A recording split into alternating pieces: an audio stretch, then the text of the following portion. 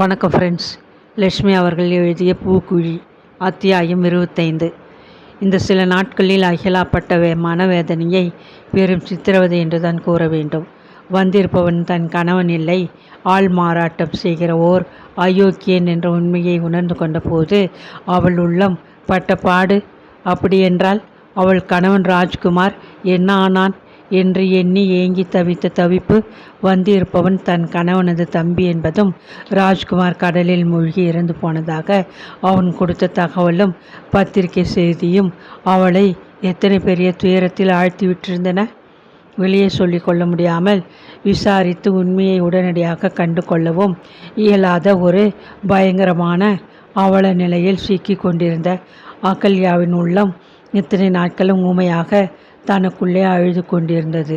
அந்த மாபெரும் வேதனையை அவள் எப்படி தான் சகித்தாளோ, அவளுக்கே அது அதிசயமாகத்தான் இருந்தது. மாமியார் இறந்து விட்டாள் என்று மற்றவர்களுக்கெல்லாம் தெரிந்தவுடன் அவள் இது அதுவரை அடுக்கி வைத்திருந்த துயரம் அனைத்தையும் கொட்டி அழுதாள். குமுறி குமுறி அழுதாள். காமேஷ் சொல்வதும் பத்திரிகை செய்தியும் உண்மையா? ராஜ்குமார் உயிரோடு இருந்தால் எத்தனை நாள் ஊருக்கு வந்திருப்பாரே. முத்துமாரி தாயே, தூய பக்தியுடன் உன்னை நெருங்கி உன் நெருப்பு பாவாடையில் தவழ்ந்து வந்த உன் குழந்தை நான். என் கணவரை நீர் கொண்டு போக விட்டுவிட்டாயே, தர்மமா?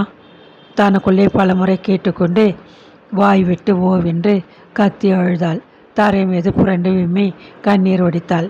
அவள் என்ன ஆதிமந்தியா? கடல் கொண்டு போன தன் காதலனை கதறி அழுத்ததும் கடல் கொண்டு வந்து கரையிலே சேர்த்துவிட அற்புதங்கள் நிகழ்த்தும் வல்லமை படைத்த முத்துமாரியை அவள் விஷயத்தில் கல்லாக இருக்கும்போது அவள் கண்ணீருக்கு என்ன வலிமை இருக்கிறது?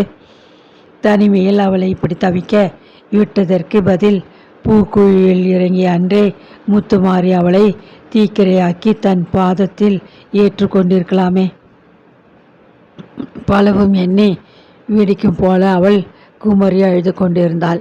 சிங்காரமும் பூரணையும் எவ்வளவோ சொல்லி பார்த்தார்கள். பெரியம்மாவுக்கு வயசாயிடுச்சு. பலவித நோய்கள் வந்து பாடுபட்டு கொண்டிருந்தாங்க. பார்வை கோளாறு வேற. தனக்கும் பிறருக்கும் தொல்லை இல்லாமல் மாரடைப்பிலே அவங்க பொசுக்குன்னு போனது நிம்மதியான சாவுன்னு தான் நாம் நினைக்கணும். அவங்க படுத்த படுக்கையோடு இன்னும் ஊறி நாரி செத்தாக்கா நம்ம எல்லார் மனசும் வேதனைப்படுமே. அவங்க படுற கஷ்டத்தை பார்த்து மகன் சகிக்க மாட்டாரே, துடிச்சு போவாரே. அதுவரை ஆத்தா நம்ம மேலே கிருபை வச்சு அம்மாவை தக்க சமயத்திலே தன்னோட ஐக்கியப்படுத்திக்கிட்டாங்க. அழாதீங்க சின்னம்மா. பூரணி அருகில் வந்து உட்கார்ந்து கொண்டு மேலே துண்டினால் எஜமானியின் கண்ணீரை துடைத்து ஆறுதல் பல சொன்னாள். ஆக்கல்யா விடாமல் விசும்பி அழுது கொண்டு தான் இருந்தாள்.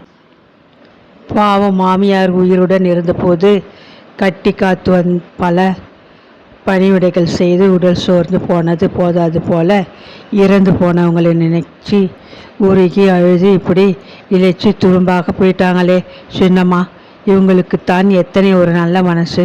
தனக்குள் அவள் எண்ணி மிகவும் வியப்படைந்தாள். அம்மா, சூடாக கொஞ்சம் காஃபி கொண்டு வந்திருக்கேன், ஒரு வாய் சாப்பிடுங்க. அண்ணன் தண்ணி இல்லாமல் கிடந்தா உடம்பு எண்ணத்துக்காகும். வற்புறுத்தி சிறிது காப்பியை அவ்வப்பொழுது கொடுத்து உபசரித்தாள். அகல்யாவுக்கு உணவு கசந்தது, ஊரக்கம் ஒழிந்தது. துயரத்தில் இரத்த கண்ணீர் வடித்த உள்ளம் தன் புலம்பலை நிறுத்த மறுத்தது. உயிருக்கு மேலான கணவன் போன பின்பு அவள் இனி வாழ்ந்து தான் என்ன பயன் என்றதொரு நினைப்பு மனத்திலே நிறைந்து நின்றது.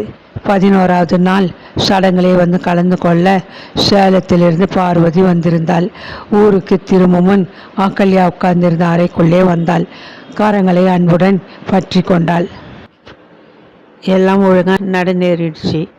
பஞ்சரத்னம் புண்ணியம் பண்ணினவ. காசும் பணமுமா செல்வாக்கா தான் வாழ்ந்தா.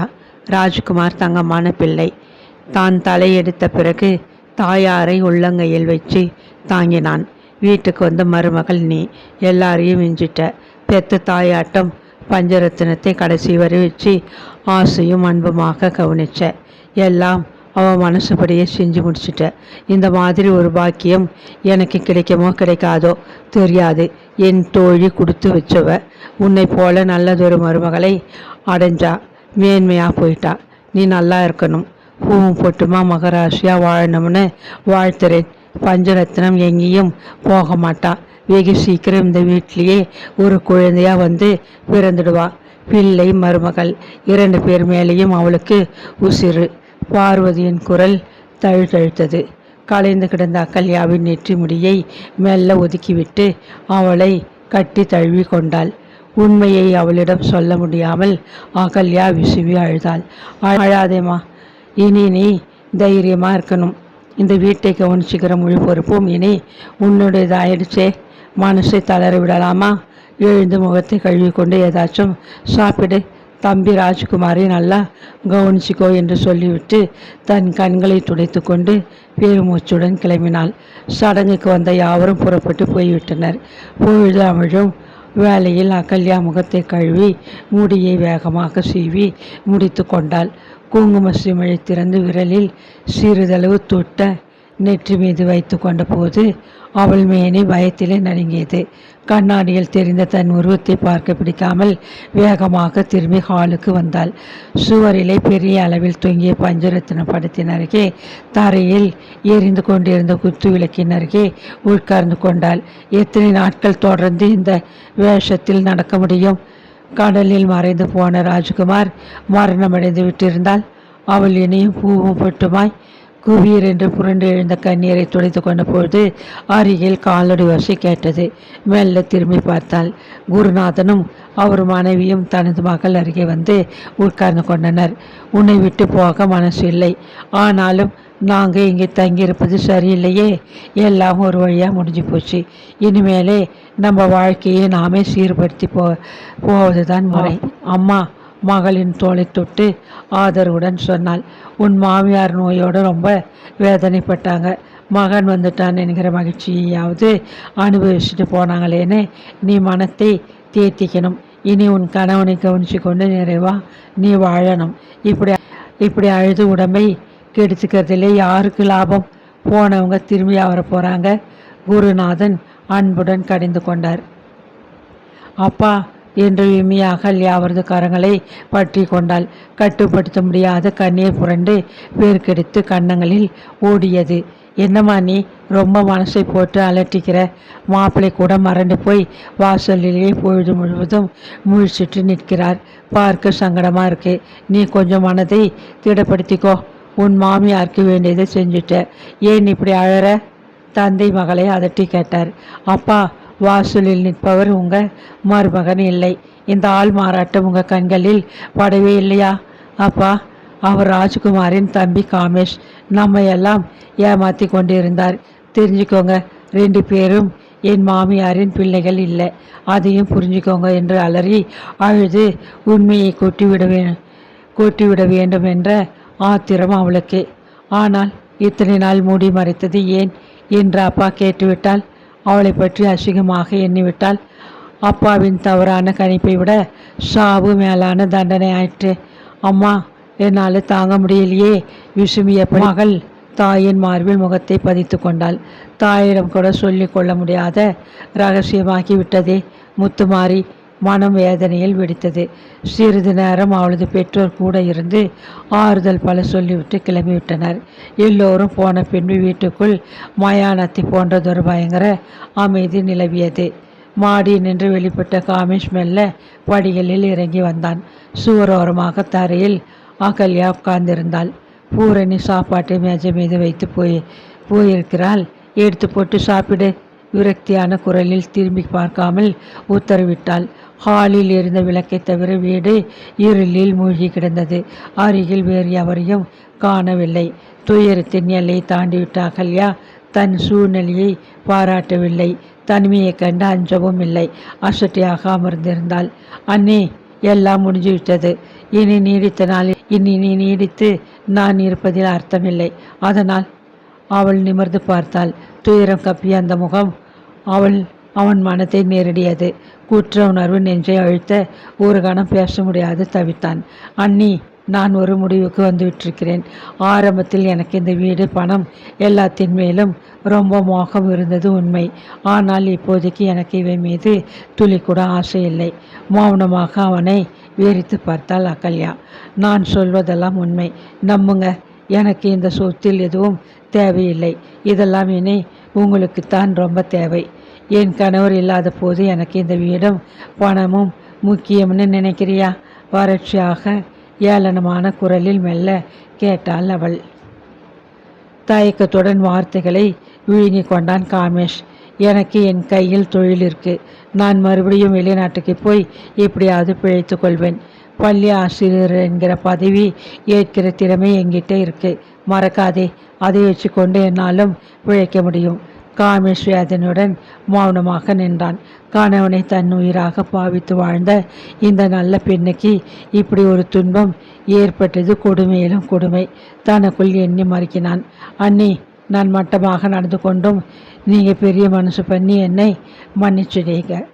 மன்னிச்சுட்டீங்க. இந்த ஒன்றுக்காக நான் உங்களை ஒருபோதும் மறக்கவே மாட்டேன். உங்களுக்கு கனவில் கூட தீங்க நினைக்க மாட்டேன். இப்போ இந்த நிமிஷமே உங்ககிட்ட உத்தரவு வாங்கிட்டு ஊருக்கு புறப்பட தயாராக இருக்கிறேன் என்றான். நீ இனி அனாவசியமாக இங்கே இருப்பது தவறு. போக வேண்டியது தான் முறை. ஆனால் யாராவது கேட்டால், அவள் தனக்குள்ளே மெல்ல பேசிக்கொண்டாள். யாராவது கேட்டால் வெளியூர் போயிருக்காருன்னு சொல்லுங்க. அப்போ எனக்கு ஓர் உதவி செய்வியா? அவள் மெல்ல எழுந்து நின்றாள். என்ன சொல்லுங்க? முதல் காரியமாக செஞ்சு முடிக்கிறேன், ஆவலுடன் கேட்டான் காமேஷ். நீ சென்னைக்கு போனதும் உடனடியாக என் கணவர் இறந்து போனது உண்மையா என்பதற்கு ஆதாரத்தை ஆஸ்பத்திரியிலிருந்தோ அல்லது அந்த பத்திரிக்கை ஆஃபீஸிலோ விவரமாக விசாரித்து கடிதம் போடணும். எனக்கு இது நிச்சயமாக தெரிஞ்சாகணும். இதை செய்ய உனக்கு 4 நாள் அவகாசம் கொடுக்கிறேன். செய்வியா? துயரத்தில் அவள் குரல் நடுங்கியது. காமேஷின் நெஞ்சு நெகிழ்ந்து போயிற்று. அண்ணியை கட்டாயம் செய்கிறேன். அது நிச்சயம் என்று ஆகிவிட்டால் அதற்கு பிறகு நீங்கள் என்ன செய்வதாக உத்தேசம்? அதை பற்றி நீ கவலைப்பட வேண்டாம். சொல்லிக்கொண்டே மெல்ல சென்று கதவை திறந்தாள். படிகளை விட்டு இறங்கி தெருவில் வீடு எழுப்பிய நிழல் ஒன்றுக்குள் மறைந்து போன காமேஷ் மெல்ல திரும்பி பார்க்கும் முன் படால் என்று கனமான வாயிற் கதவை அழுத்தமாக சாத்தி அகல்யா தாழிட்டு கொண்டு விட்டாள். யாருமில்லாத அந்த வீட்டிற்குள் அவள் மெல்ல நடந்தாள். குழல் விளக்கை அணைத்துவிட்டு விடி விளக்கை பொருத்தினாள். மாமியாரின் படத்திற்கு தரை மீது உட்கார்ந்தாள். 4 நாட்களில் ராஜ்குமார் கடலில் இறந்து போனது உண்மை என்ற ஆதாரத்துடன் காமேஷிடமிருந்து கடிதம் வந்துவிட்டால் தாங்க முடியாத துயரத்தில் தரை மீது குப்புறப்படுத்தி கொண்டு தேற்றுவாரின்றி குலுங்கி அழுதாள்.